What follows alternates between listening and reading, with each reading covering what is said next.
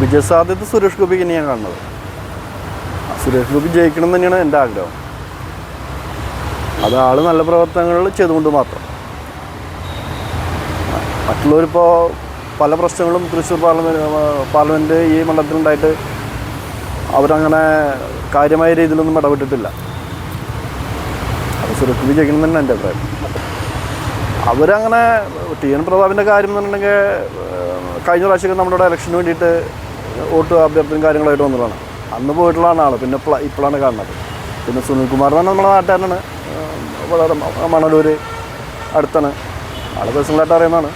പക്ഷേ ആളായാലും നല്ല വ്യക്തിയാണെങ്കിലും ആൾ രാഷ്ട്രീയത്തിൻ്റെ മനസ്സിൽ നോക്കുകയാണെന്നുണ്ടെങ്കിൽ ആൾ കാര്യമായിട്ടൊന്നും ഈ ഇവിടെ ഉണ്ടായിട്ടുള്ള കാര്യങ്ങളൊന്നും ഇടപെട്ടിട്ടില്ല. അങ്ങനെ തന്നെ പറയാം. ആൾ കൃഷി മന്ത്രി ആയിരിക്കുമ്പോൾ ചെയ്യാൻ പറ്റാവുന്ന കാര്യങ്ങൾ പോലും ആൾ ചെയ്യാതിരുന്നിട്ടുണ്ട്. പല കാര്യങ്ങളുണ്ട്. അതിപ്പോൾ എന്തായാലും മൂന്നും ഒരേ തുല്യ ശക്തികളായി മാറിയെന്നാണ് എനിക്കിപ്പോൾ തോന്നുന്നത്. കാരണം ഇപ്പോൾ സുരേഷ് ഗോപിനെ ഇങ്ങനെ അപകീർത്തിപ്പെടുത്തുമ്പോൾ അതിന് ഞാൻ ഉദ്ദേശിക്കുന്നത് സുരേഷ് ഗോപി ഇവരടുത്ത് എത്തി എന്നുള്ളതാണ്. പണ്ട് കാലങ്ങളെ പോലെ അല്ലല്ലോ. പണ്ട് കാലങ്ങളിൽ ബി ജെ പി ഒന്നും നോക്കിയിരുന്നില്ല ആരും.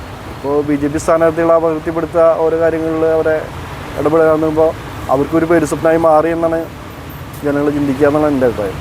സുരേഷ് ഗോപി എവിടെ നിന്ന് ജയിച്ചാലും ആൾ ജയിക്കണമെന്നാണ്. എവിടെ നിന്ന് മത്സരിച്ചാലും ജയിക്കണം എന്നാണ് നമ്മുടെ അഭിപ്രായം. തൃശ്ശൂർ മാത്രമല്ല ഞാൻ ഉദ്ദേശിക്കുന്നത്. നമ്മുടെ തൃശ്ശൂർക്കാരനായതുകൊണ്ട് ആൾ നല്ല പ്രവർത്തികൾ ചെയ്തല്ലോ. ഇപ്പോൾ ആൾ മന്ത്രി ആവാതെ തന്നെ അല്ലെങ്കിൽ എം പി ആവാതെ തന്നെ തൃശ്ശൂരിന് എത്രയോ കാര്യങ്ങൾ ചെയ്തു. അതിൽ നമ്മളെ ശക്തൻ മാർക്കറ്റിൽ കാണുന്ന 1 കോടി രൂപ മുടക്കിയിട്ട് ആൾ ചെയ്തു. അങ്ങനെ എത്രയോ കാര്യങ്ങൾ ചെയ്തു. കരുവന്നൂർ ബാങ്ക് തട്ടിപ്പിനെതിരായിട്ട് ആൾ പ്രതികരിച്ചു.